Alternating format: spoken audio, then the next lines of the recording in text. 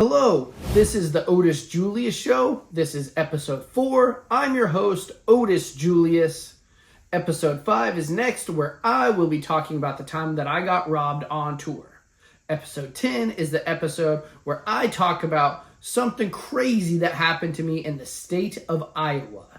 Okay, let's dive into this. This episode is brought to you by our sponsors, Chaotic Catastrophe.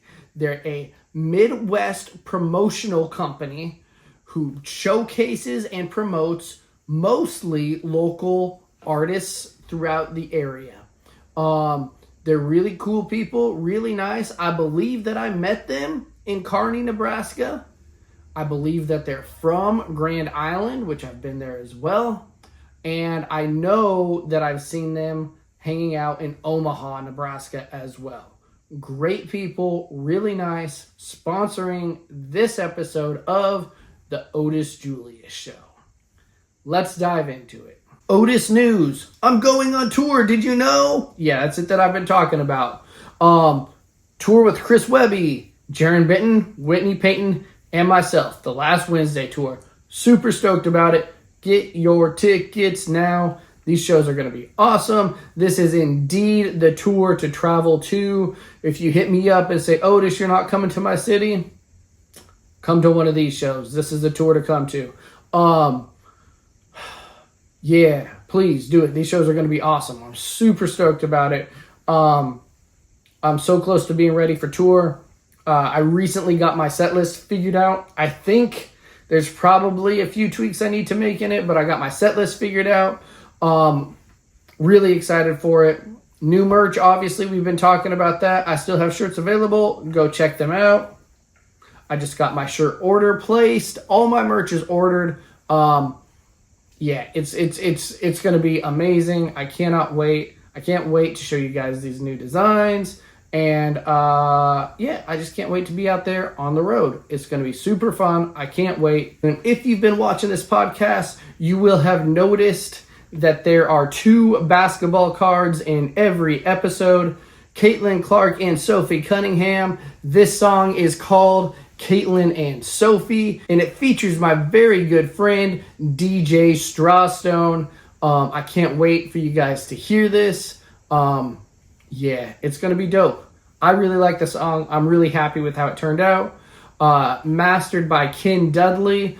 Recorded, mixed, and produced by Ian McDaniel. That's DJ Ian from the Shaggy 2 Dope Tour. And I'm super excited to share this with you guys. So that's Otis News.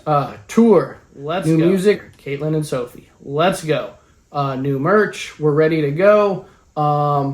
Set list is, I think, completed. It was really hard for me to get that figured out, but I think we got it. All right, let's get into our branding tips.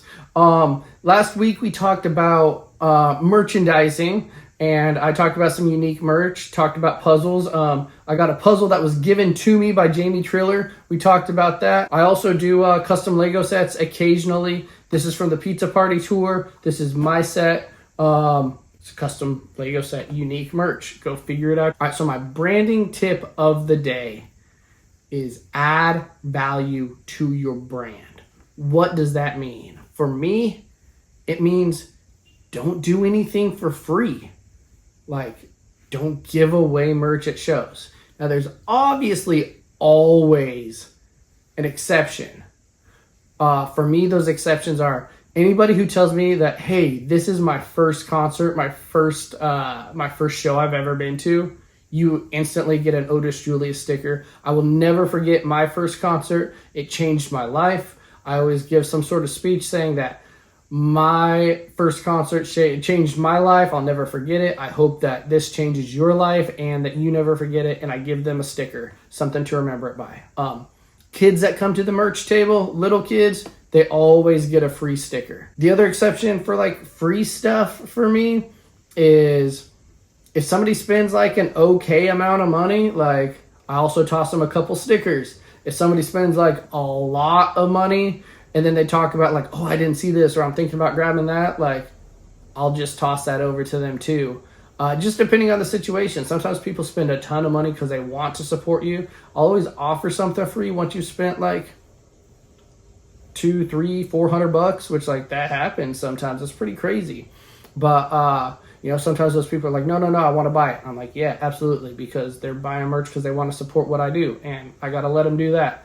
So add value to what you have. Don't give it away. And then another thing that I do that kind of adds the value to these live shows, I think, is typically, not always, but typically, my shirts are $5 cheaper at shows than they are online. That's not always. Now, there's a couple reasons for that. One is whenever you purchase something through my website, the website takes a percentage, so that's me kind of hedging that a little bit.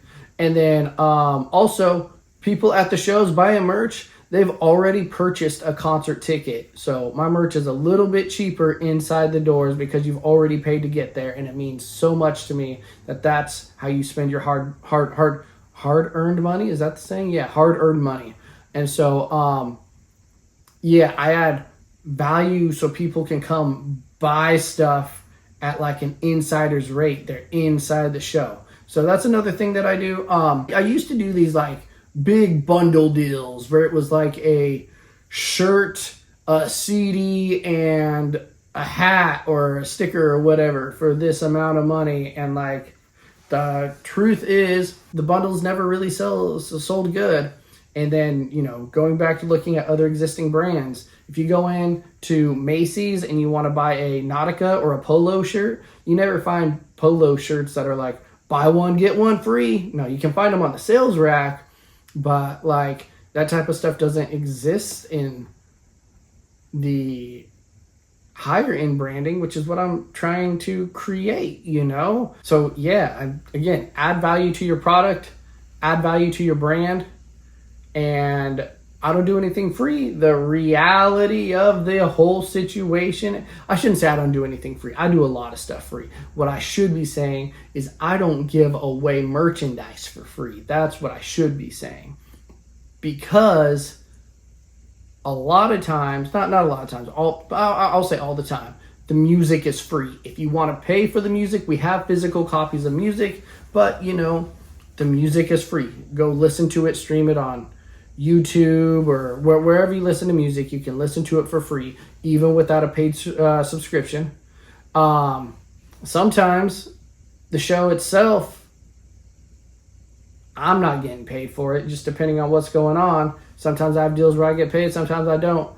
And we could talk about that in another episode on figuring out where to say yes, where to say no. But, a lot of times I'm performing for free too. And so like the entertainment, the performance is free. The music is free. The music videos, there's a lot to my stuff that is free. I'm building value inside my merchandising brand. So that's my branding tip. Add value, build value. What does that look like? What does that mean? And to me, it means nothing free. It means valuing the things that you have, understanding your price points, understanding your demographic, understanding what is a good deal but not considered cheap. I used to do a lot of free stuff, a lot of handouts, and I don't know how many of those free things and handouts that I found in trash cans at venues or on the ground or left outside, whatever that looks like. It's like, oh, okay, people don't really value the free. That's me. You can argue against it, I guess, but I will say one thing that always stuck out to me was years ago when I was in a punk band, I opened for this band who their story was they were not big, they were not famous, anything like that. One of the members won the lottery, and what he always wanted to do was be in a band and tour. And so he started a band. He might have been in a band. I don't remember. I don't even remember what their name was. So they had these millions of dollars. They got a tour bus. They booked this full tour. All the shows were free, and they just had local bands like invite everybody to come to a free show. And at the end of the night, they had these boxes of CDs, and the band members would stand at the door and hand out a CD to everybody on the way out. And I always thought that was really cool. I always thought it'd be interesting to be in a position to do something like that. But for me, when it comes to merchandising and stuff like that. Yeah, nothing's free. I don't really trade merch either. I do in certain circumstances, but when I say trade merch, like I don't trade like, you know, local band A is like, hey, you were really cool. Would you like to trade shirts? And I'm like, yeah, no, I'd rather have the money than your shirt. And that goes back to local bands not understanding branding and having a design that I would wear. Now, sometimes that changes, sometimes that's different. But for the most part, like, I think I'm fairly successful with my branding and my growth of my merchandise. Yeah, that's my branding tip. We're going to get into touring tips. This week's tour tip is understand what your strong point is and really lean into that. Understand where your value is and lean into that. So an example of that is, for me, I understand that 9 times out of 10, I will not be the best, the fastest, or the coolest rapper in the room. But I will also say very, very, very often, I am the most entertaining artist in the room. So I've leaned into that and really dug into the entertainment side. And, I've played some really cool shows with really big artists, people that are much more successful than me. And at the end of the night, I have people come up to me consistently and tell me, you were the best part of the night. You were the best act of the night. You were my favorite part of the night, whatever.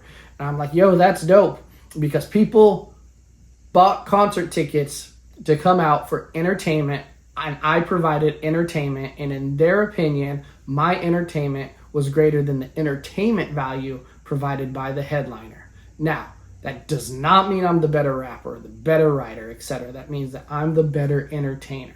So figure out where your value is, where your strong point is, and add value to that. Once I figured out that I am a really good entertainer and I really understand how to run a show, I really started leaning into that. And I had some good, solid pushing, some shoving from DJ Strawstone to make that happen.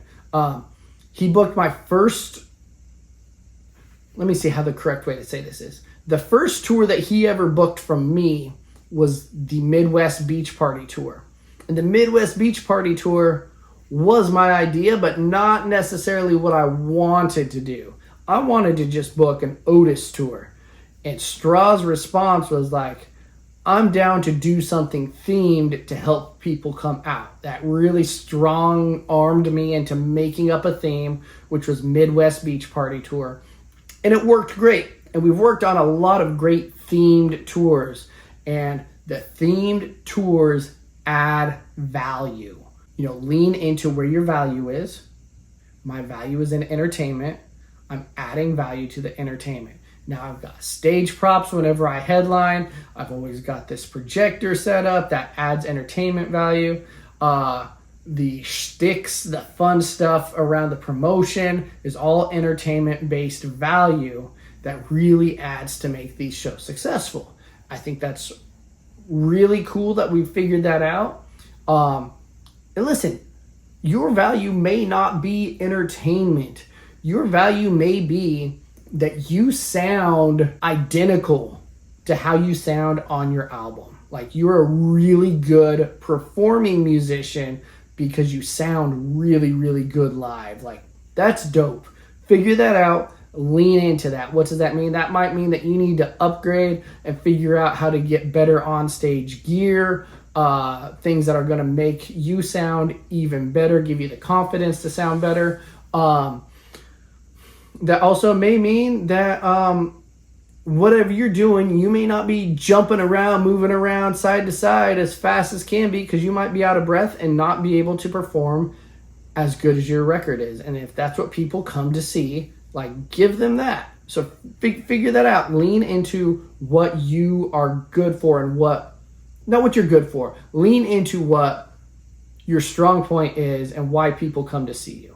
The more you can lean into that, the more you can embrace that, I think the more that you will grow. I think a really good example for me is, like, I came up in like the punk scene, the hardcore scene, and it was just kind of like this chaos, and that's what really spoke to me and drew to me.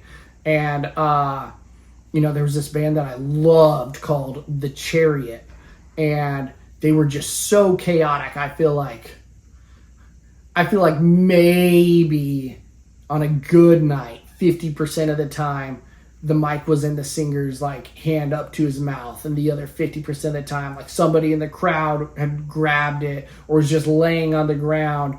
I would say like 80 or 20% of the time, the bass player's bass was like not being played. It would either be like thrown over in a corner in the air or something like that. They're just super chaotic, and they had this crazy fan base of just chaos. And it's just like the singer's out on top of everybody, and the mic is like in other people's faces, and everybody's just screaming along together. And it was just this sense of community and chaos that came together, and that's what they were good at, and that's what they built, and that's what they brought people to. And those are some of like the biggest inspirations for me performance wise, is understanding how and why that worked and trying to recreate that in this hip hop scene. A dream of mine, and it's because of people like The Chariot, but a dream of mine is to play shows where I can start a song and the crowd be like yelling every word so loud that I can just toss the mic out into the crowd and stand on stage and direct the singing, and just like, man, yeah, that's what like gets me going. That's a dream of mine, and that's just because of my background. So the entertainment value is what I lean into. The chaos value is where The Chariot really learned who and what they were. Figure out where your value is, lean into it, make sure that it's ready for your tour. And to go along with that, you have to understand that unless you're some really well-known artist that's doing these unbelievably cool shows, there's still chances where you end up with these smaller shows. Some of them can end up like, 10 people, 20 people, compared to a room that's full of 300 people, 500 people, whatever that number is. And leaning into what you do can be difficult whenever what you have designed is designed for a full room or a big room or something different than you're up against. So figuring out and having a plan on how to make that show work and still lean into what you're doing. I hope that makes sense. If anybody has any questions about that, please, as always, reach out. All right, so now we're going to move on to my tour story. I think this is really funny. This is another moment that I will never forget. I was on tour. We were playing a sold-out show. What had happened on this tour is the venue had two rooms. They had like the big room and then the smaller room situation. And I don't know if it was like the day of the show, the night before, something like that. But they had a water issue in the big room, which is where the tour was booked. And they were just like, we don't have anything in the small room. We can move the show down to the small room. And so, however this happened, the show got moved to the small room, and the show was sold over capacity for the small room. And they still were just like, yeah, we're going to let this slide and hope like the fire marshal doesn't show up, or hope for the best or whatever. So the show still 100% happened. And the room is just absolutely packed. Like it was amazing. The crowd was just so alive, and everybody was packed in there so tight. It was super hot in that room, and people were just ready for music. And so I come on. As soon as I get on stage, first song starts, I can already tell people are into it, loving it. And it's probably 20, 30 seconds into my first song. Like, I just take off running, throw the mic down on the stage, and do this big stage dive out and land on top of the people. No warning about it. I just go out, stage dive like 20 seconds into my first song. The reason I do that is because there's so many people packed in this room that like they couldn't drop me if they wanted to. And so I just land on top of people. There's no room for me to go anywhere. People start crowd surfing me back to the stage. It's an amazing show. Played the rest of my set. The crowd is going crazy, absolutely loving it. One of the reasons I know that is because I sold a ton of merch that night. It was just a great show. As soon as the show, like I'm just like vibing throughout the entire show. Everything is going great. Everything is good. At the end of the night, DJ Strawstone comes up to me. He's like, yo, I got to show you this. And he like pulls his phone out. I'm like, oh, this doesn't like sound good or whatever. And he shows me, and there's this woman like standing in the front row of the show with like her arms crossed, like frowning. Then he slides over and shows me another picture, and she's giving like a thumbs down. And then I was just like, what in the world? Like, is she up there right now? He's like, no. This was during your set. I was like, wait, she was like mad and thumbs down during my set? He was like, yeah, it was crazy. I've never seen somebody so upset during your music.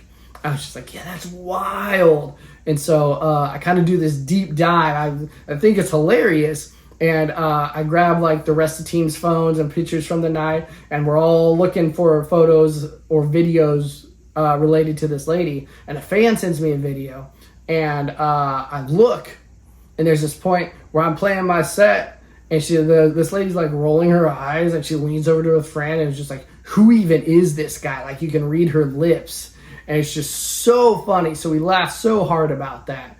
Long story short, later on, because one of my guys ran a like Facebook Live during my set, and so I checked the Facebook Live, and I'm watching the part where I stage dive, and when I'm getting crowd surfed back to the stage, I roll over to get on stage, and obviously not intentionally, but like my leg like kicks her in the back of the head. And so, like, I have no clue if that is the moment she just became, like, this giant hater, or if she was already not having it. But it was absolutely funny. Every now and then I still see that picture circulate around my people. And it's super funny, something I will never forget. Most people will probably know where this is from or whatever. I ain't going to see it. If there's any chance that this lady sees this, like, yo, I'm going to be back in that same city on this next tour. Please come. I would love to talk to you about it. It's been super funny to me. I would love to have like a little mini interview. I'd love to give you some merch. I just got done saying nothing is free, but like I would love to give you a shirt. It's been such a entertaining and fun part of my career, my story. I would love to have you involved in it again. Hopefully you show up to this show. Yeah, that's, if anybody knows her, please let me know how to reach out to this person. Super amazing, super funny, super great. Never really had somebody just like thumbs down, never had somebody upset during my set, and it's just hilarious to see. And the videos are so funny, so good. Yeah, that being said, let's hop into the lyrical breakdown. Today, we're going to do something a little bit different. I talked about it at the beginning of the episode. Here is a puzzle from Jamie Triller, and the puzzle, the graphic is actually the album art for the single we did together. He did a feature, or he did a single, and he had me feature on it. And so I am going to cover the lyric breakdown of my verse from his song. This is Everything Different by Jamie Triller featuring Otis Julius. I'ma pass you in the carpool lane. I've been working, I've been hustling, and I'm trying to get there. Okay. I'm just trying to grow my bank account more longer than my hair. All these dollars that I'm blessed with while I'm out on the road, I keep on pressing and investing, double down to get more. And I've been doing things I never done, seeing things I never saw. My life is like a crazy dream, and I don't wanna wake it up. Number 8 up on the charts, top 10, that's me. I just might be the next 9-year overnight success story. Still need that Rari, saving money, wanna buy a duplex crib so someone else can pay the mortgage on the spot that I live. Don't think for a minute that it came kinda easy. I've been working hard, nothing good come freely, and I'm getting real close and it's feeling kinda freaky. And I'm wearing high vis so that y'all can't see me. Who you know that entertain a crowd like me? Who you know that raps kinda differently? I did everything alternatively. Who you know that sets them goals like me? I need a full house, Uncle Jesse, Mary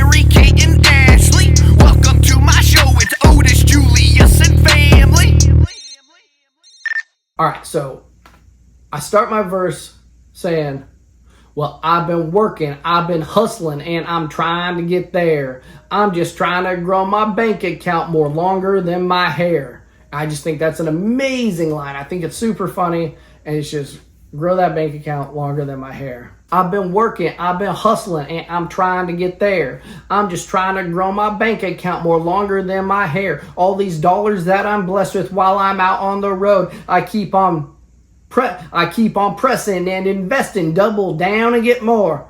And I think I love that intro. I wish I would have saved that for something that I did, but it's a really good song. Go listen to it, obviously. All these dollars that I'm blessed with while I'm out on the road, I keep on pressing and investing, double down and get more. And it's kind of, a little bit of a theme about what we've been talking about these last few weeks is all the money that I'm making from this music thing, I'm dumping right back into it.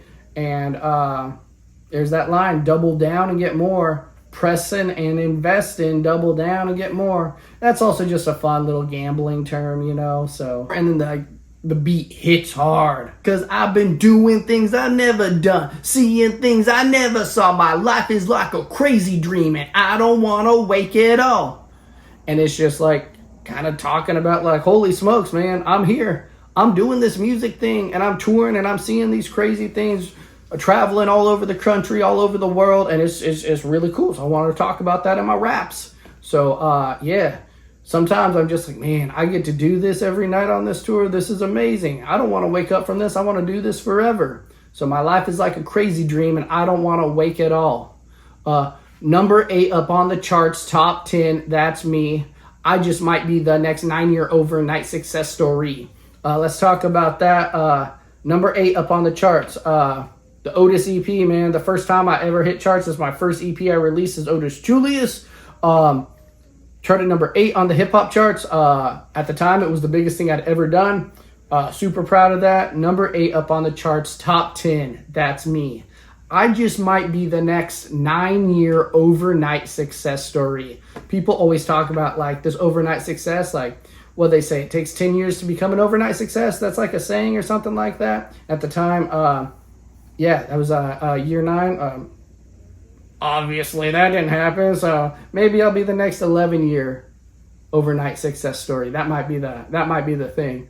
But yeah, it's all hard work, and I think that's a really smart line. I just might be the next 9-year overnight success story. Still need that Rari, saving money, wanna buy a duplex crib. Jumps right back into Hyundai to Ferrari. We talked about that in the last episode, and now we're back here again, chasing that Ferrari. Now, am I a guy that's dead set on owning a Ferrari? No. Would I like to at some point? Yes, but like that's not my measure of success. That's just something that constantly shows up in this Otis Julius music story that we're in. Still need that Rari, saving money, wanna buy a duplex crib so someone else can pay the mortgage on the spot that I live. And those are like adult bars. I think at that point in my life, maybe the year prior to that, I think, I was trying to figure out if buying a house would ever be like a realistic thing for me.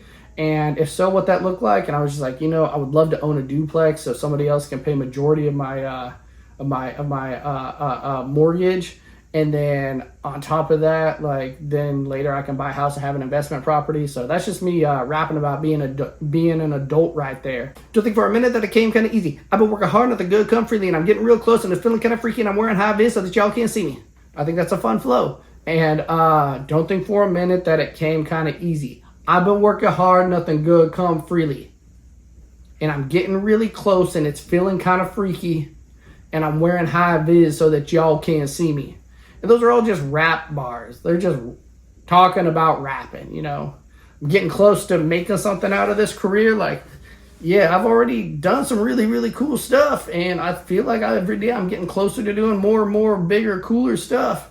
Don't think for a minute that it came kind of easy. Like, yeah, this has all been hard work. We talked about 9-year overnight success story. Like, it's been a ton of hard work to get here. Don't think for a minute that it came kind of easy. I've been working hard, nothing good came freely. And I'm getting really close and it's feeling kind of freaky. And I'm like, yo, it's like things that I used to dream about are happening occasionally now. And I'm like, yo, this is dope. This is like freaky, like it's actually gonna happen. Am I ready for this, you know? And I'm wearing high vis so that y'all can see me. That's just like, hey man, like keep an eye out for me. I'm the one in the orange, the hunter's vest or whatever, high vis, like a construction vest, you know. And that's like my background. I used to build houses. I was a framer, and so like that's a fun throwback. But it's like, yo, look at me, pay attention right here, wearing high vis so that y'all can see me. Who you know that entertain a crowd like me? Who you know that raps kind of differently? I do everything alternatively. Who you know that sets them goals like me? Like, again, we're just kind of rapping about rapping right there. Rapping about what I'm doing. Who you know that entertain a crowd like me? We talked about entertainment value earlier today. I'm a really good entertainer. That's what I lean into. That's why I can flex on this and say, who you know that entertain a crowd like me? Who you know that raps kind of differently? I do kind of have a little bit of a different sound, you know? Like, people always like, who do you sound like? Who do you think you fit well with? I'm like, I don't know, myself? I don't really know who to tell people I sound like. I did everything alternatively. Who you know that sets them goals like me? Like, I did do things alternatively. I was out touring before I had any sort of a fan base. I kind of did this whole thing backwards. That's alternative. And I'm making it work, you know? And what's cool about that too is people who figure out how things work sometimes tend to gatekeep that. And here's another thing I do alternatively. I like to help people out, man. Come to me. Let's talk about how we can make this work for you too. So, yeah, I do like the artist coaching, or like I help people out with contacts or whatever that situation is. Who you know that sets them goals like me? I don't know, man. I see something and I figure that's what I want to do. Then I figure out how to make it happen. And so that's just me kind of flexing on my hard work a little bit. I need a full house. Uncle Jesse, Mary, Kate, and Ashley. Welcome to my show. It's Otis Julius and family. I should take that sound clip and make that the theme song for the Otis Julius Show. I never even thought about that. Okay, yeah. I need a full house. Uncle Jesse, Mary, Kate, and Ashley. Obviously, that's a full house bar. I said I need a full house because earlier we were talking about owning a duplex, owning a house, and now I'm dropping full house bars. And name another rapper who drops a full house bar. Let's see. I don't know. Maybe that exists. Not that I can think of. Uncle Jesse, Mary, Kate, and Ashley. Welcome to my show. It's Otis Julius and family. And it's just like, yo, I say this all the time, but like the Otis Julius fanship, the Juice Nation, the Juicers, the Otis Julius fans, we're all family, man. It's all family, like, for real. So welcome to my show. It's Otis Julius and family. That's my lyrical breakdown. Everything Different by Jamie Triller, featuring your boy Otis Julius. Go listen to that. Then maybe buy a puzzle from the dude too. Yeah. That's everything I got. That's been episode 4. Episode 5. Next week, we're talking about the time that I got robbed on tour. The episode 10 that we're headed up to is going to be talking about the time that something insane happened to me in the state of Iowa. My name is Otis Julius. Thank you guys so much for watching. Go buy a concert ticket. Come to a show. Go buy a t-shirt. Come to a show. I'm excited, man. I'll see you guys next time.